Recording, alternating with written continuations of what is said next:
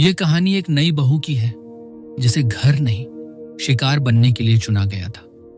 कहानी नए बहू बेचारी के मूल ढांचे पर आधारित। यहाँ सास सरला देवी की साजिशों को गहराई से विस्तारित किया गया है ताकि उनकी मनोवैज्ञानिक गहराई, चालाकी और प्रभाव को समझा जा सके। ये विस्तार नैतिक सबक को मजबूत करता है। ईर्ष्या की आग कैसे परिवार को भस्म कर सकती है और धैर्य कैसे विजयी होता है। शादी के बाद के उन शुरुआती दिनों में जब अनामिका का घरेलू जीवन अब भी नई चमक से जगमगा रहा था, सरला देवी की साजिशें धीरे धीरे जाल बुनने लगीं। ये कोई अचानक तूफान नहीं था, बल्कि एक धीमी विषैली नदी की तरह थी जो चुपचाप बहती हुई सब कुछ निगल लेती। सरला देवी का अहंकार, जो वर्षों की रूढ़िवादी सोच से पला बढ़ा था, अनामिका को एक खतरे के रूप में देखता था। यह लड़की बाहर की है, पढ़ी लिखी है, मेरे बेटे को मेरे से छीन लेगी। ये विचार उनके मन में घर कर गया था। वे खुद को बेचारी का मुखौटा पहनकर छिपी, लेकिन अंदर से एक चालाक शिकारी की तरह काम करती। उनकी साजिशें 3 स्तरों पर फैली: मानसिक प्रताड़ना, सामाजिक नाटकबाजी और पारिवारिक विभाजन। आइए इन्हें विस्तार से देखें। सरला देवी जानती थीं कि सीधी लड़ाई में अनामिका मजबूत है। वह आत्मनिर्भर थी, नौकरी करती थी और तर्क संगत सोच रखती थी। इसलिए उन्होंने अप्रत्यक्ष हथियार चुने: ताने, शक और भावनात्मक दबाव। यह साजिश इतनी सूक्ष्म थी कि अनामिका को लगता कि शायद वही गलत समझ रही है। दैनिक तानों की बौछार।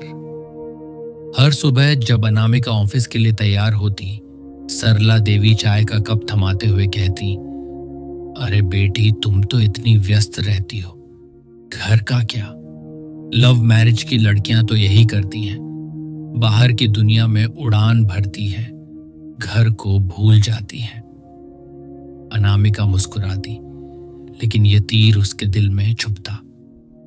शाम को अगर वह थकी हुई लौटती तो सरला देवी रसोई में खड़ी होकर कहती, मैं तो दिन भर अकेली रही, तुम्हारे आने का इंतजार करती रही, लेकिन तुम्हारी नौकरी, हाय राम।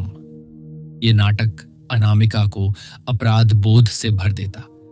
एक बार तो सरला देवी ने अनामिका के पहने हुए साड़ी पर टिप्पणी की, ये तो बहुत आधुनिक है, हमारे घर में ऐसी साड़ियां नहीं चलेंगी। बाहर वाले तो कहेंगे लव मैरिज की बहू है, संस्कार कम है। अनामिका ने साड़ी बदल ली, लेकिन सरला देवी की जीत हो गई। आत्मविश्वास पर एक घाव, शक के बीज बोना। सरला देवी ने अनामिका पर शक की सुई घुमानी शुरू कर दी। राहुल के फोन पर अगर कोई पुराना सहकर्मी कॉल करता तो वे तुरंत पूछती, कौन था? पुराना बॉयफ्रेंड। एक रात जब अनामिका देर से लौटी, ट्रैफिक की वजह से, सरला देवी ने राहुल से कहा, बेटा, तेरी बीवी तो रात को कहां घूमती है? मैं तो डर गई। लव मैरिज में यही समस्या होती है, विश्वास की कमी। राहुल हंस देता, लेकिन बीज बो दिया गया।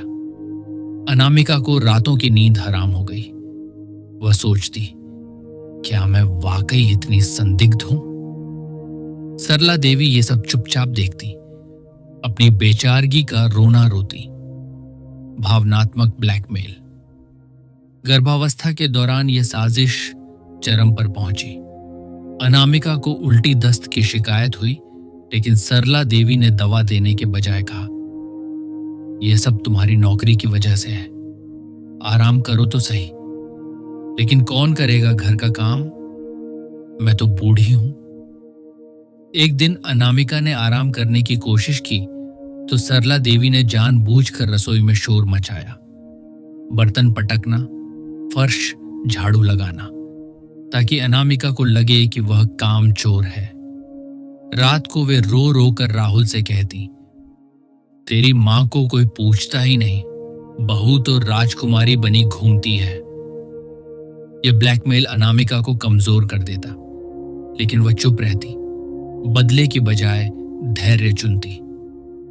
सरला देवी की सबसे खतरनाक साजिश थी समाज को अपना हथियार बनाना। वे जानती थीं कि भारतीय समाज में सहनशील सास की छवि कितनी ताकतवर होती है। इसलिए उन्होंने खुद को पीड़िता का रोल दिया और अनामिका को दयाना।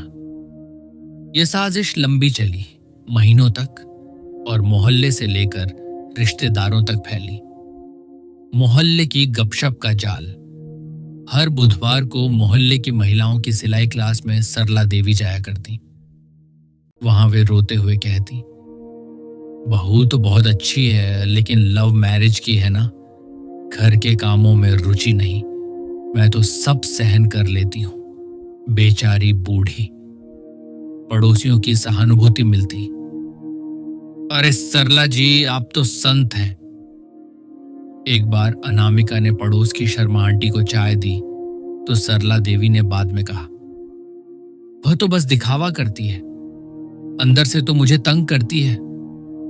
धीरे धीरे मोहल्ले में अफवाहें फैलने लगी। अनामिका तो सास को घर से निकाल देगी। अनामिका को बाजार जाते समय फुसफुसाहटें सुनाई देती जो उसके आत्मसम्मान को चोट पहुंचाती। रिश्तेदारों का नेटवर्क। सरला देवी ने फोन का सहारा लिया। चाची, मौसी, भाई बहनों को कॉल करके वही कहानी सुनाती। मेरी बहू ने बेटे को मेरा दुश्मन बना दिया, मैं तो बेचारी अकेली पड़ गई। एक रिश्तेदार की शादी में वे अनामिका को साथ ले गई, लेकिन वहां सबको बताया, देखो मेरी बहू कितनी जिद्दी है, लव मैरिज वालों का यही स्वभाव। अनामिका ने सुना, लेकिन चुप रही। सरला देवी की साजिश सफल हो रही थी। रिश्तेदार अनामिका से दूरी बनाने लगे। एक बार तो एक चाची ने अनामिका से कहा, बेटी सास का सम्मान करो, सरला जी तो बहुत दुखी हैं।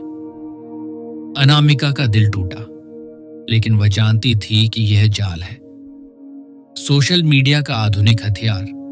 सरला देवी ने व्हाट्सएप ग्रुप्स का इस्तेमाल किया। पारिवारिक ग्रुप में वे स्टेटस डालती, मां का दर्द कौन समझे, बस सहन करना पड़ता है, इमोजी के साथ उदास चेहरा, आंसू। ग्रुप में सब सहानुभूति जताते और अनामिका को मैसेज आते, क्या हुआ? लेकिन सरला देवी ने कभी सीधे कुछ नहीं कहा। यह अप्रत्यक्ष हमला अनामिका को अलग थलग कर देता। सबसे घातक साजिश थी राहुल को अपने पक्ष में करना। सरला देवी जानती थीं कि अगर बेटा बहू के खिलाफ हो गया तो सब खत्म। इसलिए उन्होंने भावनाओं का खेल खेला, कान भरना और अलगाव। हर शाम जब राहुल घर आता, सरला देवी चाय बनाकर उसके पास बैठती। बेटा, तेरी मां को आज बहू ने फिर डांटा, मैं तो चुप रही।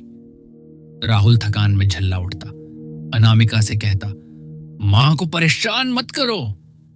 अनामिका सफाई देती, लेकिन राहुल का विश्वास डगमगाने लगता। एक बार सरला देवी ने जानबूझकर अनामिका का फोन चेक किया और राहुल को दिखाया, देख पुराने मैसेज। फैफ, क्या है ये? वह पुरानी सहेली का था। राहुल ने झगड़ा किया, लेकिन बाद में माफी मांगी। सरला देवी की साजिश कामयाब, दरार पड़ गई। बीमारी का नाटक। अनामिका की बीमारी के दिन यह चरम पर था। सरला देवी ने खुद को बीमार बताया। मुझे सीने में दर्द है, बहू ने काम नहीं किया।